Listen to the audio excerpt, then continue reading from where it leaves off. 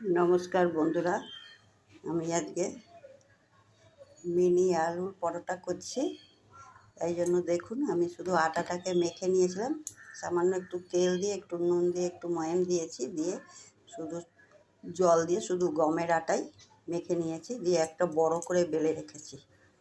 আর আমি এই যে আলুর পুরটা করেছি, আলুটাকে সিদ্ধ করে এটার মধ্যে একটু পেঁয়াজ কুচিয়ে, তেলের মধ্যে পেঁয়াজ কুচিয়ে দিয়েছি, একটু ম্যাড্রাজি মশলা দিয়েছি, একটু নুন দিয়েছি, একটু হলুদ দিয়েছি, একটু মিষ্টি দিয়েছি, একটু গরম মশলার গুঁড়ো দিয়েছি, দিয়ে এটাকে ম্যাড্রাসি মশলাটা তো একটু ঝাল হয়, তারপরে এটাকে বানিয়েছি আলুর পুরটা আমি বানিয়ে ঠান্ডা করে নিয়েছি।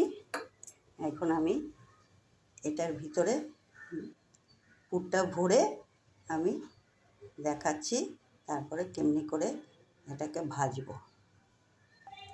পুরটা দেখুন আমি এর মধ্যে দিয়ে দিয়েছি, বেলে রেখেছিলাম।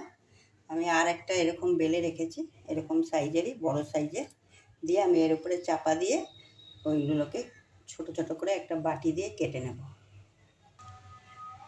দেখুন আমি ওই বেলা ওই রুটিটা এর উপরে চাপা দিয়ে দিয়েছি, দিয়ে এটাকে আমি এরকম করে মাঠ করে নিয়েছি। এটাকে আমি এখন একটা বাটি দিয়ে, এখানে আমার 4টে হবে, এরকম বাটি বসিয়ে বসিয়ে আমি এগুলোকে কেটে নেব।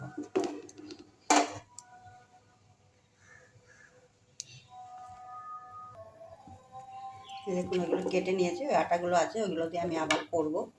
এই দেখুন এগুলো আমি কেটে কেটে নিয়েছি, কেটে নিয়ে এই ধারগুলো আমি একটু চেপে চেপে দিয়েছি যাতে খুলে না যায়। এবার ফ্রাই প্যানে সাদা তেল দিয়ে আমি এটাকে ভাজবো।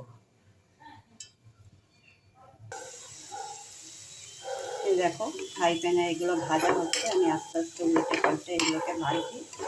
এখন কোনো ফুল ভরার ঝামেলা ছাড়াই এটা খুব সহজেই হয়ে যাবে, খুব ইজিভাবে।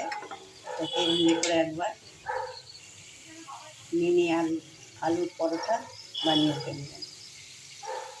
এটা বিকেলবেলা স্ন্যাক্স হিসাবেও খেতে পারেন, সকালবেলা জল খাবার হিসাবেও খেতে পারেন।